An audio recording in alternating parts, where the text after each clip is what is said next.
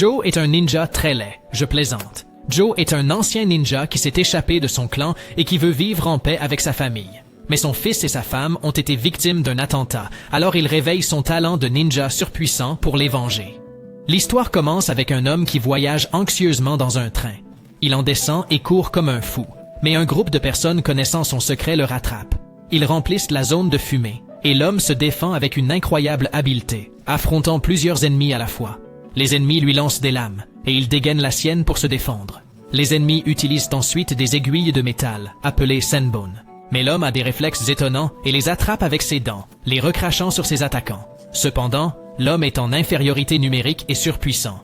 Il est capturé lorsqu'un dispositif saisit son cou, et il est traîné par un homme redoutable. Ce dernier le plaque au sol et l'achève à l'aide de son épée. Les ennemis utilisent un gadget pour vérifier que leur cible est bien morte. Pendant ce temps, un fermier nommé Joe s'amuse dans sa ferme et rentre chez lui pour travailler sur sa moto. Il joue à un jeu avec son jeune fils, Kyle, qui essaie de le surprendre, et il dit au garçon qu'il peut voir derrière lui. Sarah, la femme de Joe, entre et est choquée par la saleté du visage de Joe. Kyle dit que son masque ressemble à ceux que portent les Oni, mais que ce sont des gens maléfiques. Joe l'avertit que les Oni pourraient le prendre pour l'un d'entre eux, mais Kyle est persuadé que son père le protégera si jamais il se montre. Joe plaisante en disant qu'il ne sait pas s'il peut battre ces créatures imaginaires, mais Sarah dit qu'elle s'en occupera pour Kyle. Joe plaisante en disant qu'il doit finir de réparer sa moto rapidement au cas où Sarah aurait besoin de son aide contre les Oni. Plus tard, un reportage annonce que l'homme de tout à l'heure a été tué et Sarah craint qu'il ne s'agisse des Oni. Kyle est d'accord pour dire que ce sont eux, mais il est temps pour lui d'aller dormir. Le garçon dit bonne nuit à sa mère et Joe lui dit que son anniversaire arrive bientôt. Kyle étant endormi, Joe vérifie soigneusement les caméras de sécurité autour de sa maison. Sarah est troublée par la façon dont l'homme a été tué et par le fait que personne ne sait qui il était. Joe lui dit de ne pas s'inquiéter et lui assure qu'ils sont en sécurité dans leur lieu isolé. Sarah a surtout peur de quelqu'un qui s'appelle le faucheur. Mais Joe lui répond que ce ne peut être lui puisqu'il a toujours travaillé en solo. L'histoire se poursuit avec une scène montrant le soin que Joe apporte à la dissimulation de leur identité, alors qu'il efface leurs empreintes digitales sur une poignée de porte. La famille heureuse poursuit sa vie tranquille comme d'habitude, et Joe fait de son mieux pour être un bon père, en faisant sourire son fils. Un soir, les nouvelles annoncent qu'une autre personne a été tuée par un groupe mystérieux. C'est l'un des nombreux décès survenus ces derniers temps. Une grande enquête est donc lancée pour découvrir ce qui se passe. Le jour de l'anniversaire de Kyle, la famille adore organiser un barbecue.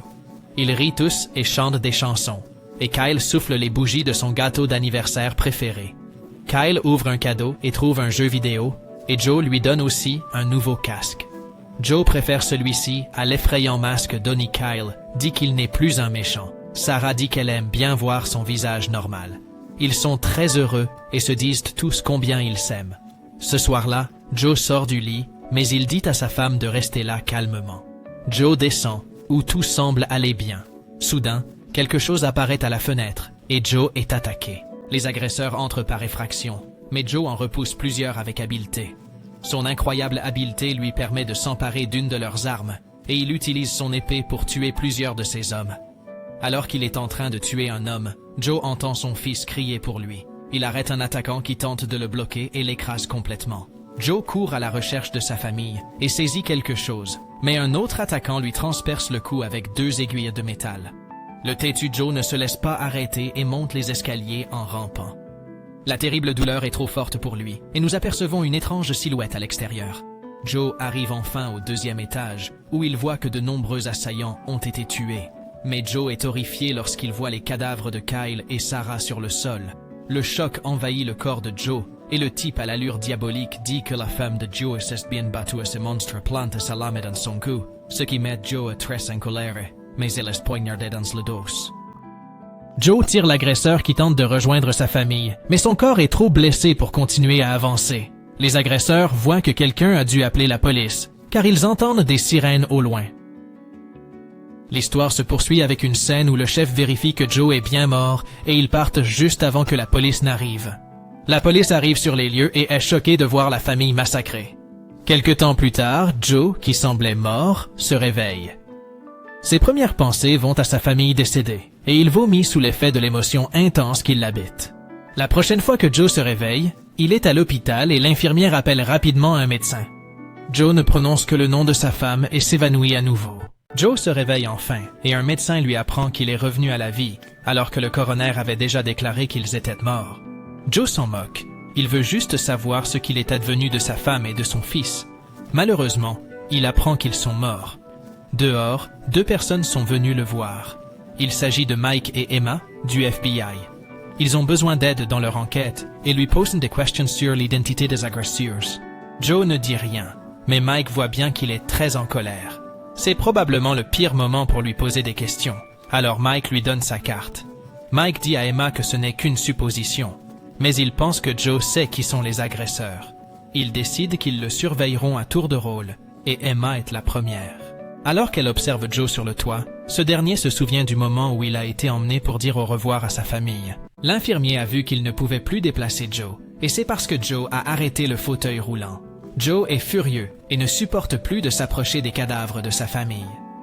De retour sur le toit, les souvenirs de sa femme et de son fils envahissent son esprit, et Joe commence à grogner de colère. Sa colère atteint son paroxysme et il saisit à nouveau son poignet. Cette fois, il sort une aiguille en métal. Il s'en sert pour se poignarder, ce qui a un effet bizarre sur son corps. Ensuite, Joe est attaqué par des assassins. Il est encore très en colère, alors il devient fou et tue plusieurs de ses agresseurs. Joe fait preuve d'une force et d'une habileté incroyables en prenant le contrôle du combat. Mais ce n'est pas tout, car Joe fait une sorte de magie et transforme son corps en fumée noire. Ce mouvement est très puissant, car il lui permet de tuer plusieurs assassins en un seul instant. L'histoire se poursuit avec une scène où Emma n'a aucune idée de ce qui se passe, mais Joe ne lui explique rien et l'assomme. Joe, furieux, continue alors d'attaquer et met en pièces de nombreux autres assaillants. Ils sont nombreux et Joe tire bizarrement une épée sur l'ascenseur. On comprend alors pourquoi il a fait cela, car il utilise un poteau pour se protéger et pousse tous les autres assassins dans l'ascenseur.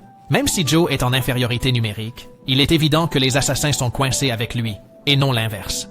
Joe se tient au-dessus de tous les corps, alors qu'il arrive à un autre étage, et il effraie tous les autres ennemis. Mike se demande pourquoi Emma ne répond pas à son appel, et il est stupéfait de voir de nombreux cadavres. Joe est fait à proximité, et il rencontre le chef des assassins. Des souvenirs reviennent à l'esprit de Joe, qui attaque le chef avec rage. Ce dernier est clairement différent des autres, car il se bat bien et parvient même à mettre un dispositif autour du cou de Joe. Joe se libère rapidement, mais le combat reste équilibré. Joe utilise enfin à nouveau sa compétence d'ombre, qui lui permet de porter une attaque puissante. Joe enchaîne rapidement les coups, et le combat est bientôt terminé. Joe veut savoir comment ils l'ont trouvé, lui et sa famille, et comment ils ont su que c'était lui. Le chef répond d'un air narquois que Joe peut changer d'apparence autant qu'il veut, mais qu'il ne pourra jamais échapper à son destin. Joe surprend alors ce type et lui enlève son déguisement. Joe ne dit plus rien et se contente de tuer le chef. Joe va ensuite voir sa famille. Il a du mal à la regarder et tombe à genoux. Plus tard, Joe rentre chez lui et fait un trou dans un mur. Il sort une boîte qu'il avait cachée et nous voyons qu'elle contient quelques objets, dont un masque. Joe regarde une photo qui lui fait revivre les souvenirs de sa famille. Nous voyons la maison familiale une dernière fois avant que Joe n'y mette le feu. Joe regarde sa vie heureuse et calme brûler, et il met le masque. Le feu détruit tous les souvenirs, mais nous voyons que Joe est toujours en colère.